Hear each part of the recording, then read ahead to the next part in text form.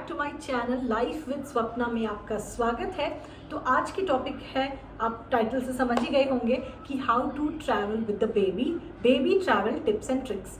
तो सबसे पहले अगर मैं बात करूं तो मैं कुछ वीडियो स्टार्ट करने से पहले मैं फटाफट आपको ना कुछ इंपॉर्टेंट टिप्स बताती हूँ। आप नोट डाउन करते रहिए या ध्यान से देखिए क्या क्या चीज़ें हैं जो आपके बहुत काम आने वाले हैं।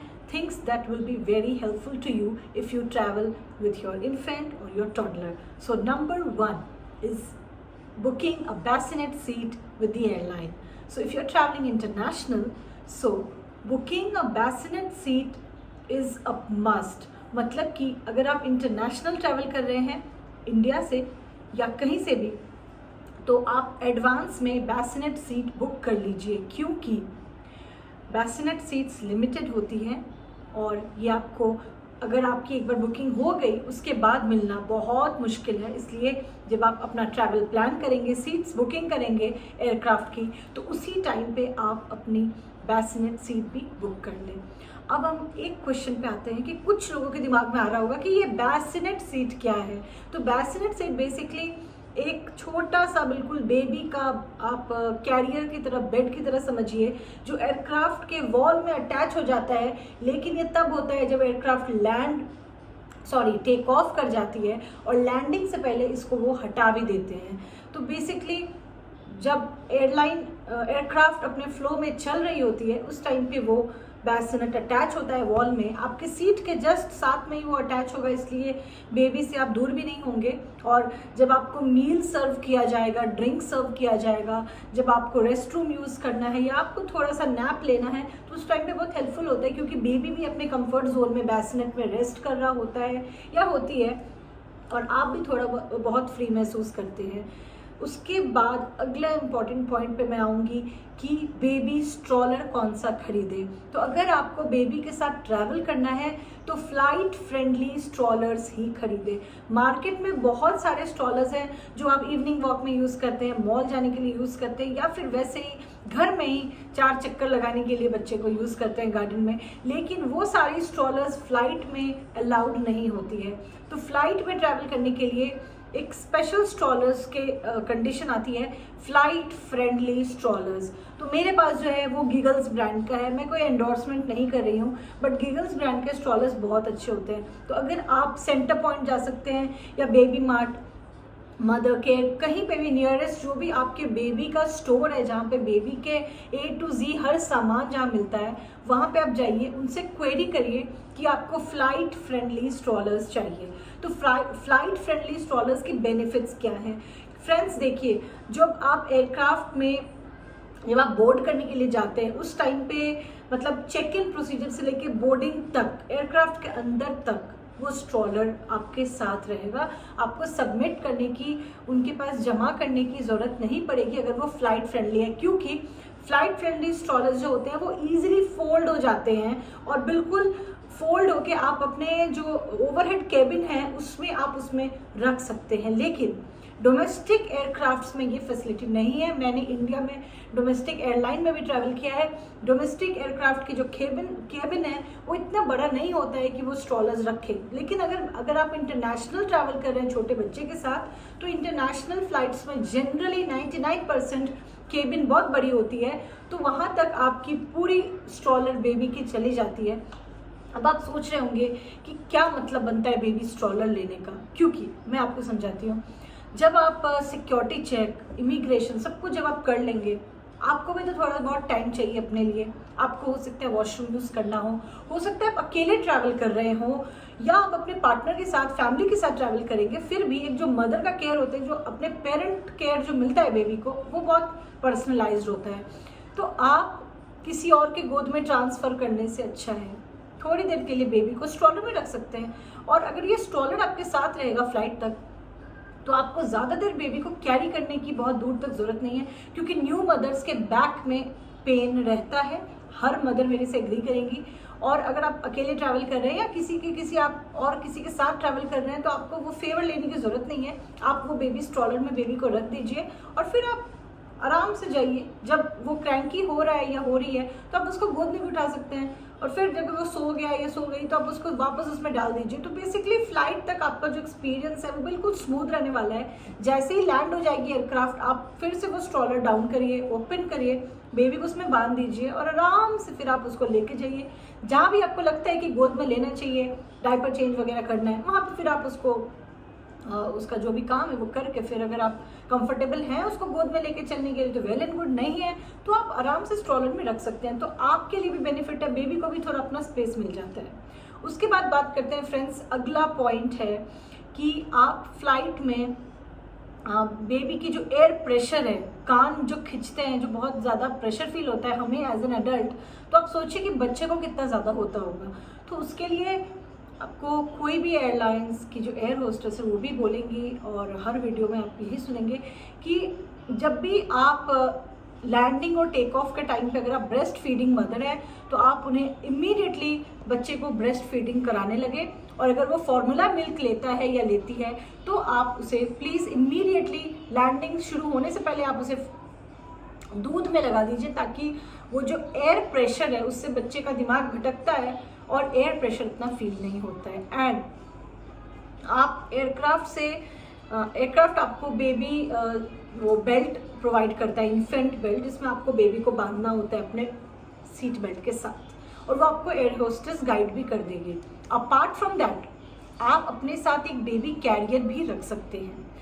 तो ये मैं दूसरा पॉइंट पे बात कर रही हूँ। बेबी कैरियर एक बेसिकली आपने देखा होगा, मैं आपको पिक भी दिखाऊंगी साथ साथ में। तो ये एक बेसिकली आप कैरी करेंगे अपने साथ। तो बहुत सारे ब्रांड्स में लिमिटेशंस होती है, कोई बेबी कैरियर 10 केजी तक के बच्चे को सपोर्ट कर सकता है, कोई 12 केजीज, कोई 9 केजीज, डिपेंड्स अपॉन आप कौन सा खरीदते हैं, आपका फ्यूचर प्लान क्या है ट्रैवल का, उस हिसाब से आप एक बेबी कैरियर ले सकते हैं।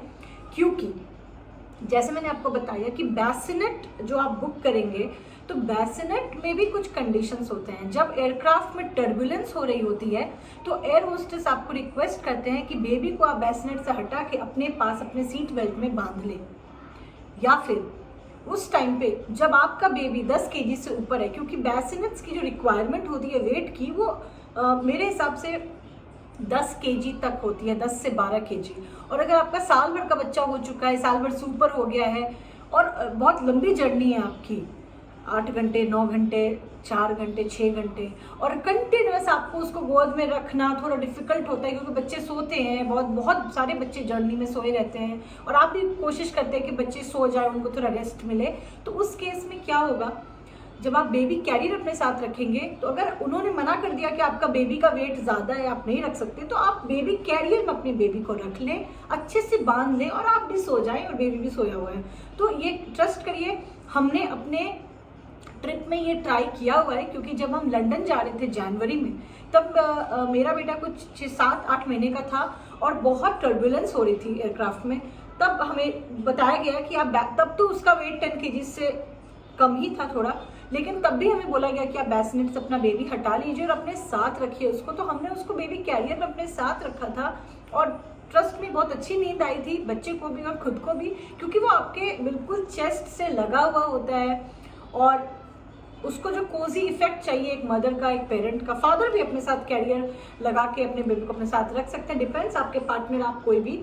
तो एक वो बहुत अच्छा बेबी कैरियर आपके हेल्प में आने वाला है जब आप ट्रैवल करेंगे बेबी के साथ, कि अगर आप बैसिनेट में, और कभी कभी ये भी होता है कि बेबीज बहुत क्रैंकी हो जाते हैं, बहुत रोते हैं, वो बैसिनेट में नहीं रहना चाहते हैं, तो उस केस में भी आप बेबी कैरियर में उनको अपने साथ रख सकते हैं अनटिल एंड अनलेस लैंडिंग और टेक ऑफ नहीं हो रहा हो, क्योंकि लैंडिंग टेक ऑफ के टाइम पे आपको सीट बेल्ट में उनको बांधना होता है। और बेबी कैरियर भी तो बंधा ही है, क्योंकि वो आपके साथ, आपके बेल्ट में आपका बेबी बंधा हुआ है, तो babies are always protected when they are in the carrier with you.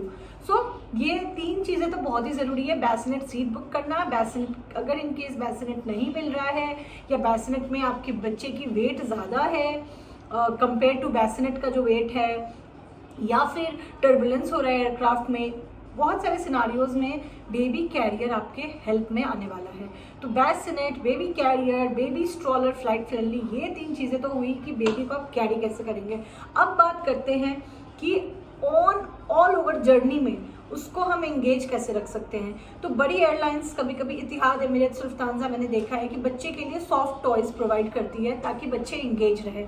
Otherwise अगर आप डोमेस्टिक में भी ट्रैवल कर रहे हैं या इंटरनेशनल में भी कर रहे हैं तो सेफ साइड के लिए अपने साथ 2-3 सॉफ्ट टॉयज छोटे छोटे रख ले, ताकि बीच बीच में बच्चे को आप खिला सकते हैं, मतलब इंगेज रहेगा आपका बेबी, तो you will be very mentally free. उसके बाद है कि वो क्या खाए। अगर आपका बच्चा 4 और 5 मंथ से अबव है और वो सॉलिड लेना स्टार्ट कर चुका है तो मेक श्योर कि आप जो भी उसको फीड करते हैं सॉलिड में वो छोटा छोटा चीज़ अपने साथ छोटे छोटे रखें, जैसे कि बेबी सेरेलैक के सिरप आते हैं और भी बहुत सारे बेबी लिक्विड जो फूड आती है, या सॉलिड अगर आप कुछ भी है जो आप ऑन एयर खिला सकते हैं तो अपने साथ हैंडी रखें उन चीज़ों को, ताकि बच्चा स्टार्व ना करे। भूख लगी रहेगी तो रोएगा चिल्लाएगा, उससे बेटर है कि आप अपने साथ जो भी आप उसको खिलाते हैं वो अपने साथ हैंडी रखें। उसके बाद बात करते हैं कि बेबी डाइपर्स सफिशिएंट क्वांटिटी में आप अपने साथ रखें, क्योंकि छोटे बच्चे बहुत बार वॉशरूम जाते हैं आते हैं, तो ऐसा ना हो कि आपने कैबिन बैगेज में सारा डाइपर सबमिट कर दिया, आपके पास सिर्फ 2 ही डाइपर है और लंबी जर्नी है, आपको 3-4 डाइपर की जरूरत पड़ी, तो उस टाइम पे पैनिक सिचुएशन क्रिएट हो सकता है। इसलिए अपने साथ आप sufficient number of diapers 8-9 diaper, चाहे आपको थोड़ा सा वजन बढ़ेगा इट्स ओके बैग का, लेकिन 8-9 डाइपर्स रख लें ताकि कोई भी सिचुएशन में बच्चे को आपको डाइपर की कमी ना हो। उसके बाद बात करते हैं डिस्पोजेबल चेंजिंग मैट्स।